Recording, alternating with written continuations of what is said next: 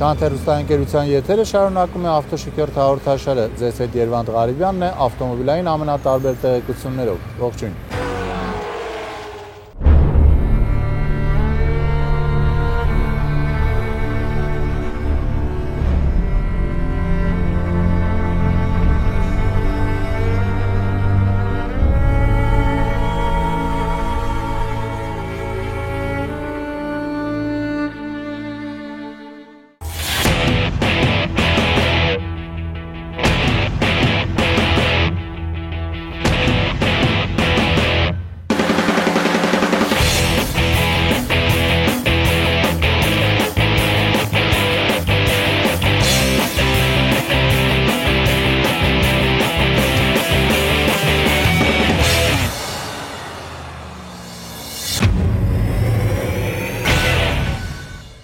Հայկական ավտոմոբիլային շուկան համալրվում է մի նոր խաղացողով։ Ֆրանսիական Ռենո ընկերությունը պաշտոնապես Երևանում ներկայացնում է իր նոր ամենագնացը Duster-ը։ Megna ընկերությունը, որը Հայաստանում պաշտոնապես ներկայացնում է Ռենոյի արտադրանքը, այսօր կազմակերպել է հատուկ test drive լրատվամիջոցների ներկայացուցիչների համար։ Հայկական լրատվամիջոցներին այսօր հնարավորություն է ընձեռվել մոտիկից ծանոթանալու Ռենո Duster-ին եւ մի քիչ ավելի ուշ մենք ձեզ հետ միասին ավելի մոտիկից կծանոթանանք մեքենային, Երևանի փողոցներում եւ իհարկե նաեւ ճանապարհներից դուրս։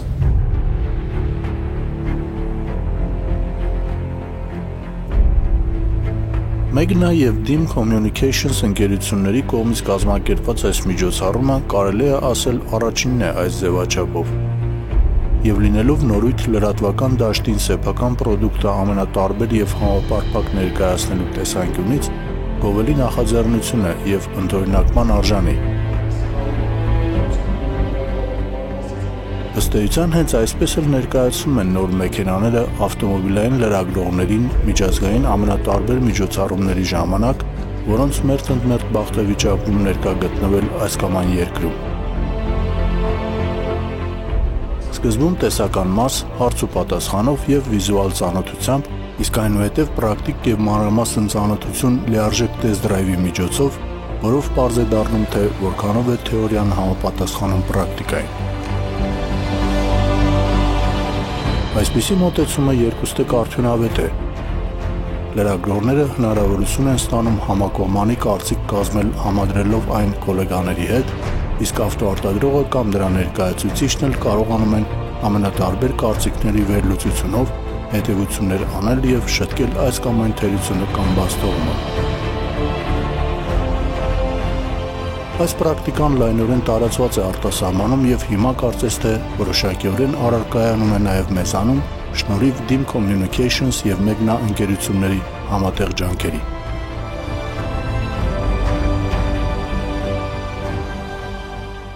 Մենք որպես ավտոմեքենաների պաշտոնական ներկայացուցիչ շատ են կարևորում լրատվամիջոցների հետ ճիշտ եւ փոխշահավետ աշխատանքը։ Բնականաբար այն կարծիքը, որը ստեղծվում է լրատվամիջոցների կողմից, շատ կարևոր է հետագայում ավտոմեքենաների եւ ավտոմեքենաների բրենդերի իմիջի վրա եւ այդ պատճառով մենք որդեգրում ենք մի քաղաքականություն, որը ենթադրում է ավելի սերտ համագործակցություն տարատեսակ լրատվամիջոցների հետ եւ բնականաբար ոչ միայն մասնագիտացված, քան որ մասնագիտացված լրատվամիջոցները միշտ էլ ուշադրության կենտրոնում են պահում ավտոմոբիլային շուկան, նորությունները եւ մշտապես հետեւում են եւ որոշակի կարծիքներ կազմում են նոր ավտոմեքենաների մասին, այլ նաեւ այն դաշտում, որտեղ ձևավորվում են պարզապես ավելի կենցաղային կարծիքներ ավտոմեքենաների վերաբերյալ։ Այդ ուղղությամբ այսօրվա միջոցառումը գուցե առաջինն է, որտեղ մենք նաեւ լայնածավալ իրական test drive ենք ապահովում լրագրողների համար, որպեսզի իրանք իրականում զգան ավտոմեքենայի որակները, ավտոմեքենայի պահվածքը ճանապարհին եւ ճանապարհից դուրս, քանի որ խոսքը գնում է ամենագնացի մասին, եւ բնականաբար դրա հիման վրա կստեղծվի որոշակի կարծիք, որը հիմք կհանդիսանա մեր հետագա մարքեթինգային քայլերի ավտոմեքենանի առաջխաղացման հարցում։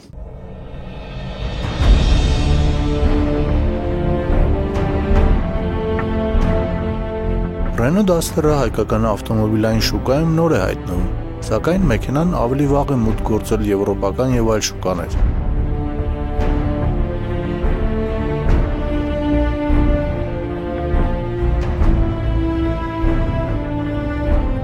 Դատելով առաջին մի քանի տարիների վաճառքի տեմպերից, այն շատ լավ ընդունելության է արժանացել հատկապես զարգացող շուկաներում, ինչպես նաև Ռուսաստանում իր մատչելի գնի, սպառողական հատկանիշների և շահագործման քիչ ծախսերի շնորհիվ։ Որոշ երկրներում պահանջարկն էականորեն գերազանցել է առաջարկին, որի հետևանքով առաջացել են հերթեր, իսկ արտադրողը ստիպված է եղել հնդածս ընդլայնել գործարանների թիվը, կազմակերպելով դաստերի արտադրությունը աշխարհի տարբեր երկրներում, մասնավորապես Ռումինիայում, Բրազիլիայում, Կոլումբիայում, Ռուսաստանում և Հնդկաստանում։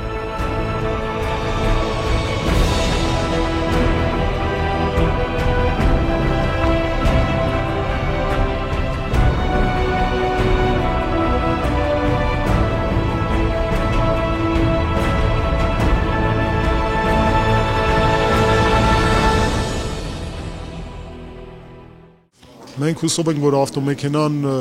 կունենա հաջողություն առաջին հերթին, եթե դա կլինի այն հաջողությունը, որը դաստերը հասավ Ռուսաստանում, մենք միայն ուրախ կլինենք եւ բնականաբար պատրաստ ենք բավարարել ցանկացած պահանջարկը։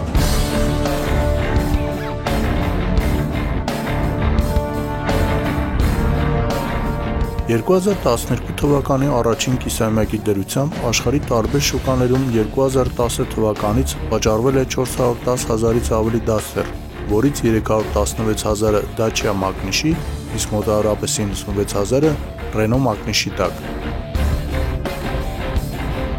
Իրականում ունիվերսալ հատկություններով մեքենա ստանալու համար հարկավոր է հաշվի առնել բազմաթիվ ցուցանիշներ, որոնք շատ դեպքերում էականորեն տարբերվում են, կախված կոնկրետ շուկաների առանձնահատկություններից։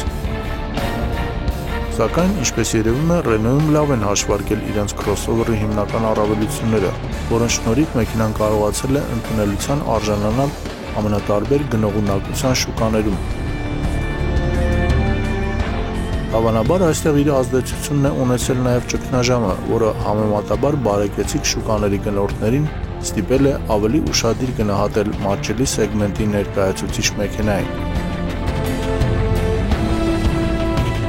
Արդյունքում Duster-ը կարողացել է լուրջ մրցակցության պայմաններում իր տեղը գտնել արևիտակ, զարգացման տարբեր մակարդակների վրա գտնվող և իրարից էականորեն տարբերվող շուկաներում։ Իսկ ինչպիսի հեռանկար ունի Duster-ը մեր երկրում և ով է նրա մրցակիցը հայկական շուկայում։ Իրականում Duster-ի ստեղծելուց հետո Duster-ի նպատակը առաջերտին գրավել դատարկ նիշաները ավտոմեքենաների շուկայում, քանի որ իրականում այս սեգմենտում այնքան էլ շատ չեն խաղացողները։ Կարելի է մատների վրա թվարկել եւ եթե մանրակրկիտ մոտենանք, միակ մրցակիցը կարելի է համարել Chevrolet Niva ավտոմեքենան, որը թե չափերով, թե կոմպլեկտավորումներով,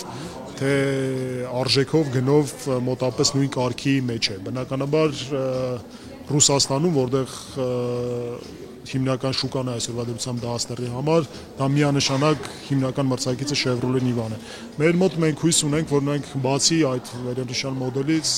Duster-ը մրցակցություն կկազմի նաև ինչու՞ չէ օգտագործված ամենագնացներին, որոնք շատ են այս պահին քաղաքում, բայց ի սկզբանե նախատեսված չեն մեր կլիմայական եւ ռելիեֆային ճանապարհային պայմաններում շահագործվելու համար։ Այսինքն Duster-ը մեր մոտ երկու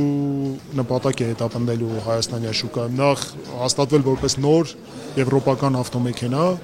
եւ նաեւ հաստատվել որպես իրական այլընտրանք օգտագործված ճապոնական, գերմանական եւ այլ տեսակի ավտոմեքենաներին եւ մենք հուսով ենք, որ թե գնային քաղաքականությունը մեր եւ թե հենց Duster-ի ավտոմեքենայի որակները թույլ կտան իրապես հասնել այդ նպատակներին, որոնք դրված են մեզ առջև։ Առաջին հայացքից Renault Duster-ը լավ տպավորություն է թողնում, սակայն միշտ չէ, որ առաջինը ամենաօբյեկտիվ տպավորությունն է եւ անաչառ ու համակողմանի կարծիք կազմելու համար հարկավոր է ավելի կիպ, հանգամանալի և պրակտիկ ծանոթություն, որից հետո էլ հնարավոր կլինի ամբողջական պատկերացում կազմել Renault-ի նոր քաղաքային crossover-ի վերաբերյալ։ Մեքենայի ներկայացման պաշտոնական մասն ավարտվեց եւ հիմա մենք արդեն պատրաստվում ենք տեղավորվելու Renault-ների մեջ, որպեսզի փորձարկենք նրանց Երևանի ճանապարհներին եւ իհարկե ճանապարհներից դուրս։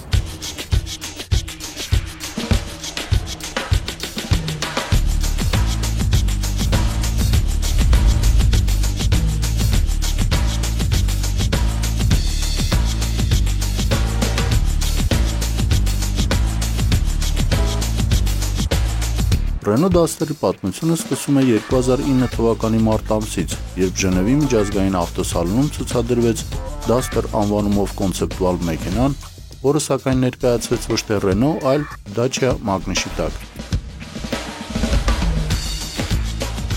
Նախին սոցիալիստական ճամբարի անդամ Ռումինիան ներկայացնող այս մակնիշը երկաթյա վարագույրի անկումից հետո 1999 թվականին ձեռք բերվեց ֆրանսիական Renault-ի կողմից, որը հետևողականորեն ներդրումներ կատարելով այս մակնիշի մեջ, աստիճանաբար սկսեց այն ճանաչելի դարձնել ոչ միայն նախկին Վարշավայի պայմանագրի երկրներում, այլ նաև աշխարհի այլ երկրներում։ Ժամանակակից տեխնոլոգիաների ներդրման և համատեղ ծրագրերի իրականացման արդյունքում հաջողվեց Dacia մակնիշը դարձնել միանգամայն ընդունելի բազմաթիվ շուկաներում, իսկ առանձին նախագծեր էլ, ինչպես այս հետաքրքիր կոնցեպտը, իրականացվեցին ինքնուրույն։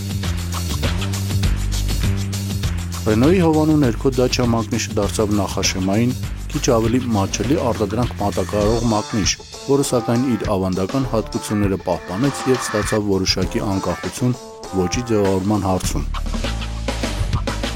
Ինչ վերաբերում է Duster կոնցեպտին, ապա այն առաջին հերթին ցուցադրեց մակնիշի ստեղծագործական պոտենցիալը, միևնույն ժամանակ ավտոսիրող հասարակության մեջ սերմանելով Duster անունը որպես ապագա սերիական մեքենայի անվանում։ Այս եզրակացության համար հիմք է հանդիսանում 1 տարի անց շուկա հանված սերիական մոդելը, որը բացարձակապես նման չէ կոնցեպտին։ Մեծ երևակայության դեպքում անգամ հնարավոր չէ սերիական մոդելի վրա գտնել որևէ դետալ փոխանցված կոնցեպտուալ մեքենայից։ Սակայն իմիջային առումով ասիմետրիկ դռներով և տրանսֆորմացվող նստատեղերով կոնցեպտուալ մեքենան լավ հող նախապատրաստեց ապագա սերիական մեքենայի համար, իր հրապուրիչ շարժումով կարծես կանաչ լույս վառելով և բարի ճանապարհ մաղթելով սերիական Duster-ին։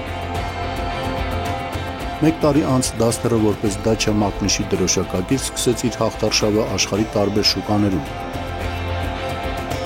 Հիմա դժվար է ենթադրել, ծրագրվել էր արդյոք սկզբնապես Duster-ը թողարկել Renault մակնիշի տակ, թե ֆրանսիական ընկերությունը մտադրված էր այն պահպանել որպես Dacia-ի մոդել։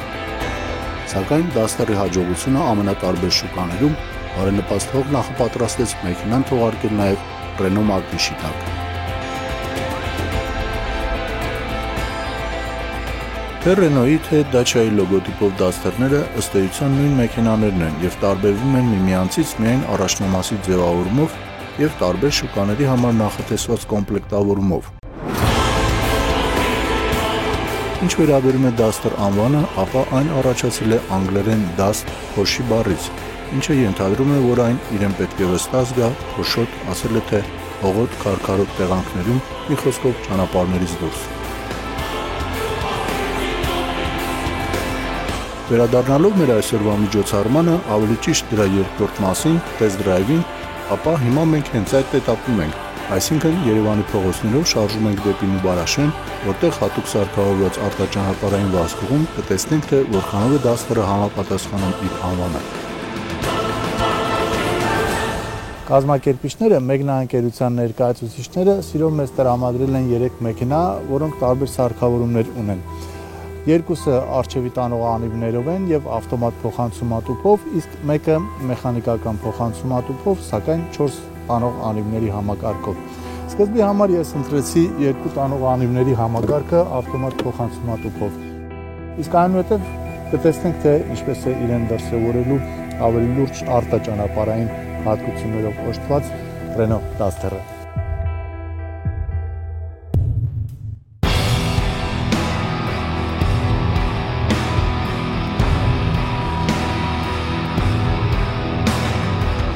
Իհարկե, ավտոմատ փոխանցումատուփն ու միայն առջևի տանող անիվներով համակարգն այնքան էլ հարմար սարքավորումներ չեն ճանապարհներից դուրս երթևեկելու համար, մանավանդ այս տեղանքում, որը նախօրեի անձրևի պատճառով ճիշտ է բոլորովին անանցանելի չի դարձել, սակայն պահպանել է որոշակի խոնավություն, ինչը տեղ-տեղ այն վերածել է ցեխի։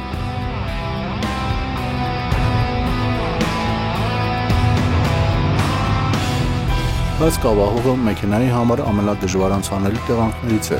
ավելի սայթակում, քան ձյունը, իսկ եթե տեղանքը նաև լի է բարձունքներով և զորակներով, ապա այստեղ ոչ միայն 4 տանող անիվների, այլ նաև իջեցնող փոխանցումաշարքի և բլոկավորվող դիֆերենցիալների անհրաժեշտություն կզգացվի։ Սկզբում կասկածանքով, որ հատկապես այս բլրի գագաթը բարձրանալու համար կպահանջվի լիակարժակ տարբերակի բոլոր 4 անիվների քարշը, իսկ այնուհետև հետաքրքրությունից ելնելով գրոհում են բարձունքը ամեն վայրկյան սպասելով, որ ուր է առջևի անիվները կսկսեն տեղապտույտ և մեքենան բարձունքի կեսից կանգ կառնի։ Սակայն ի զարմանս ինձ դաստերը անմռունչ համառությամբ և բավականաչափ թեթևությամբ հասնում է բլրի գագաթին, կարծես ասելով՝ իսկ ինչ դժվարություն կար այստեղ։ Ճիշտ է, այս հատվածն այնքան էլ խոնավ չէր, սակայն թեքությունը բավականաչափ կտրուկ էր, որպեսզի մեքենան սայթաքեր և հրաժարվեր առաջ գնալուց։ 2 լիտր աշխատանքային ծավալով 4 մխոցային շարժիչն ազնվորեն օգտագործեց իր 135 ձիերի ողջ երամակը, սևերս չթողնելով դաստերին լրագրողների առջև։ Անկեղծ ասած, նախնական թերահավատությունից նշույլ անգամ չմնաց և այս փոքրիկ, կարելի է ասել սխրանքը, ստիպեց ավելի լուրջ հայացքով նայել դաստերի արտաճանապարհային կարողություններին։ Բայց տեսնենք, թե ինչ է պատրաստել մեզ համար լիակարժակ տարբերակը։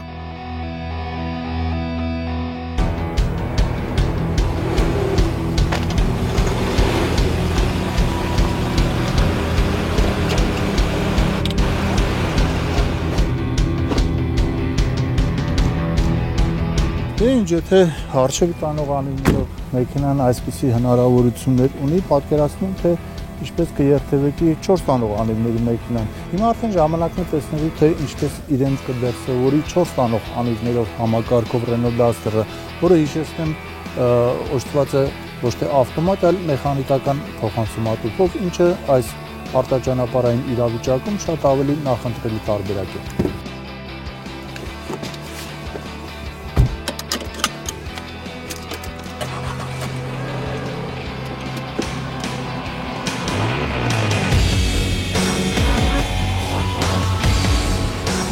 Կարճ առաջնամասն ու ետնամասը ապահովում են լավ անցնակություն կտրուկ թեքությունների, թույլ տալով հաղթահարել դրանք առանց մեքենայի բամպերները վնասելու։ Նախոսների աշխատանքը կարելի է բնութագրել մեկ բառով՝ փափուկ,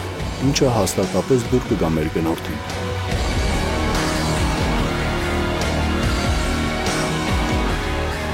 Թե քաղաքում, թե այստեղ այս անհարթ տեղանքում Duster-ի կախոսներն աշխատում են միանգամայն հարմարավետ,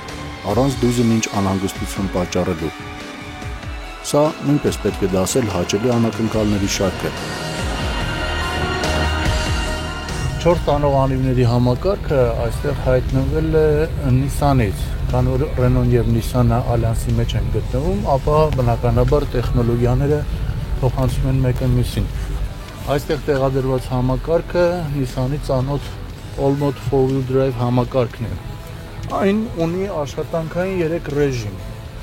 2 տանող անիվների, ավտոմատ և 4 տանող անիվների։ Սովորական վարման պայմաններում կարելի է դնել 2 տանող անիվների համակարգի վրա և այդ ռեժիմով վարել։ Այս դեպքում մեքենան միայն առջևի տանող անիվներով է։ Սակայն, երբ ասենք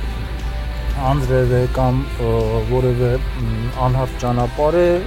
ավելի նպատակահարմար կլինի ավտո համակարգը, այս դեպքում մեքենան ինքը կորոշի երբ միացնի ետևի անիվները եւ երբ մեքենան դառնա 4 տանող անիվների համակարգով մեքենա։ Այդ համակարգը իր հիմնական ինֆորմացիան ստանում է անիվներից, եթե անիվներից որևէ մեկը տեղափոխում է կատարում, ապա համակարգը միացնում է նաև հետևի անիվները եւ մեքենան դառնում է 4 տանող անիվներով։ Սակայն մենք ունենք մեկ այլ ռեժիմ եւս, lock ռեժիմը։ Այս ռեժիմը մշտապես ուրեմն պահում է մեքենային 4 տանող անիվների համակարգի ռեժիմով եւ հավասարապես բաժանում առջևի եւ ետևի սրնիների վրա շարժիչի պտտող մոմենտը։ Այս ռեժիմը իհարկե ամենանախընտրելին է այսպիսի ծանր արտաճանապարհային պայմանների համար, որտեղ դժվարությամբ կարողանում ես բարձրանալ բարձունքներ եւ սահուն տեղանք է։ Կոնկրետ այստեղ կավահող է, որը անձրևից հետո բավականաչափ սահուն մակերևույթը ապահովել։ Բայց Renault Duster-ը երթևեկում է բավականաչափ վստահ եւ հաղթահարում է խոչընդոտները, ճիշտ ասած, չես էլ սպասում այսքան այս տիպի մեքենայից, քանի որ հիշեցնեմ, որ այն ունի իջեցնող փոխանցումաշար, ինչը բնորոշ է ավելի լուրջ ամենագնացներին, եւ Renault Duster-ը փաստորեն տիպիկ crossover է առանց այդ հավելյալ օժանդակ սարքավորումների արտաճանապարհային։ Բայց հիմա ահա տեսնում եք, թե նա ինչպես է ինքնավստահ երթևեկումը, այս բարձունքները, որ սկզբից թվում էին, թե բավականաչափ դժվար, առանց որևէ ջիքի մեքենան հանգիստ կարողանում է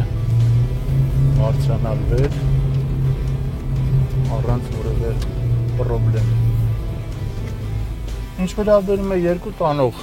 անիվների ռեժիմին, ապա նույն այս բարձունքը երկու տանող անիվների ռեժիմով նույնպես հեշտությամբ բարձրանում է Renault Duster-ը։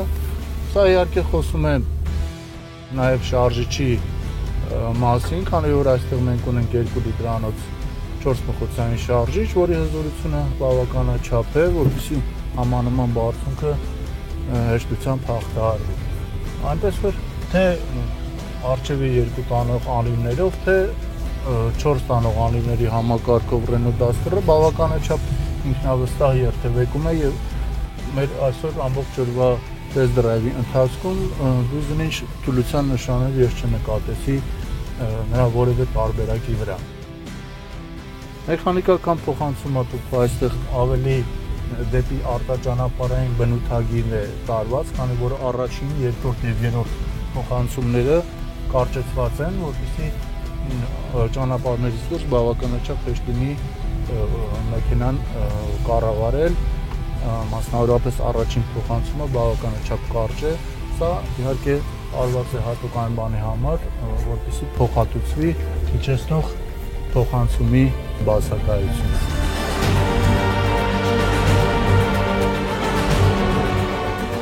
Զինված առջևի տանող անիվների դրական փորձով լիակարշակ տարբերակին արդեն վերաբերվում ես որպես լուրջ արտաճանապարհային պոտենցիալով օժտված ամենագնացի, առաջադրելով նրան ավելի լուրջ խոչընդոտներ եւ ավելի մեծ արագություն, լիովին անտեսելով այն հանգամանքը, որ Duster-ը պարզապես crossover է։ Աստիճանաբար հասկանալի է դառնում, որ այստեղ Duster-ի համար անանցանալի խոչընդոտներ չկան, ուրեմն կարելի է ուշադրությունը կենտրոնացնել արագության տակ մեքենայի կախոսների աշխատանքի եւ ղեկանիվի ռեակցիայի, ինչպես նաեւ մեխանիկական փոխանցումատուփի վրա եւ գնահատել, թե որքանով են դրանք adekvat արձագանքում մեծացող արագությանը։ Կրկին պետք է խոստովանել, որ Duster-ը հաճելիորեն զարմացնում է։ Ուղղակի չես սպասում նման հարմարավետություն այսպիսի կտրտված տեղանքում, այսպիսի մատչելի crossover-ից։ Մի նկատառում ևս, Renault Duster-ը դրսից ավելի փոքր է երևում, քան ներսից։ Չափերով այն համեմատվում է Nissan Qashqai-ի հետ, սակայն ներսից շատ ավելի ընդարձակ է։ Ամփոփելով այսօրվա տպավորությունները, հարկ է արձանագրել, որ Renault Duster-ը միանգամայն արժանի է այն ընդունելությանը, որ գտել է աշխարհի տարբեր անկյուններում, եւ վստահորեն կարելի է ասել, որ մեզ մոտ նույնպես այն կգնահատվի ըստ արժանվույն։